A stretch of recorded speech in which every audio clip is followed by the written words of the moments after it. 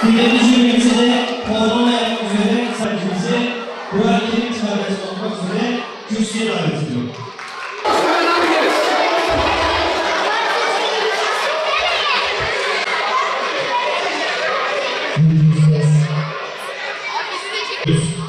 Ve şimdi de açılış konuşmalarını yapmak üzere ben geldim, Kur'an'a geçtim. Sonra ezberleme yapmaya başladık.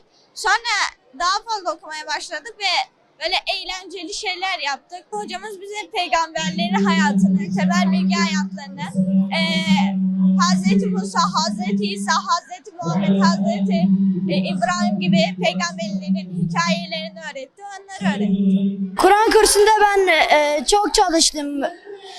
Böyle Kur'an öğrenmek için çok heveslendim. Kur'an'ı çok sevdim okumayı sonra. Arkadaşlarım oldu.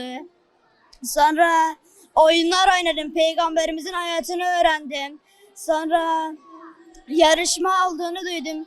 Yarışmaya katılmak istedim. Kur'an okuma yarışmasına katıldım. Topsy Turgut Özal Camii'de okuyorum. Bence bu yarışmaya gelmek büyük bir onur ve büyük bir şeref. Çünkü buraya cesaretlenemeyip gelemeyenler de var. Ama yani burada Allah'ın kelamını insanlara güzel bir şekilde, makamlı bir şekilde sunmak bence büyük bir şeref.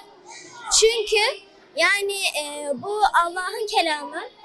Yani burada dereceye girmesen bile, birinci, ikinci veya üçüncü olmasan bile buraya gelip Allah'ın kelamını sunmak, güzel bir şekilde, makamlı bir şekilde sunmak bence büyük bir şeref. Yani ben buraya gelmekle yani çok mutluyum. Buraya geldiğim için çok mutluyum. Gerçekten çok üzülüyorum. Kur'an-ı Kerim, yani yaz Kur'an kursu bence bitmemeli. Yani hep devam etmeli. Ben çok sevdim Kur'an kursunu. Yani orada bir sürü şey öğrendim.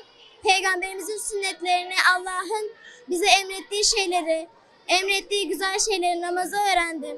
Sonra Allah'ın bize bütün emrettiği şeyleri, mesela Peygamberimizin hayatını, mesela başka Peygamberimizin ailesini, her şeyi orada öğrendim. İslam ile ilgili. Yani ben çok mutluyum bunları öğrendiğim için. Kur'an kursunda saygı, sevgi, en önemlisi de bir aileyle birlik olmayı öğrendik. Böyle bir aile ortamını çok güzel buldum. Burada olmakta çok mutluluk duyuyorum. Teşekkür ediyorum. Allah'ın isimlerini öğrendim, yeni dualar öğrendim, Kur'an'ı daha iyi okumayı öğrendim. Kur'an kursu bittiği için üzülüyorum. Keşke hiç bitmesi her gün olsa. Biz yazın da Kur'an kursu yapıyoruz, kışın da yapıyoruz. Yani bizim için kapanmıyor, devam ediyor. Bu yarışmanın önemi de bence herkesin mücadeleyle birbirlerini yenmesi için gayret etmesi, katılması. Biz her gün Kur'an okuyoruz. Yarışma için bir ay önceden falan hazırlığa başladık. Burada gayret de önemli, azimle çalışma. Hacı Ömer Camisi'ndeyim. Kur'an kursu da çok iyi gidiyor. Kur'an'dayım şu anda. Yarışmaya katıldım yani. Kur'an-ı Kerim bizim hayat rehberimiz olduğu için Kur'an-ı Kerim'i okuyoruz.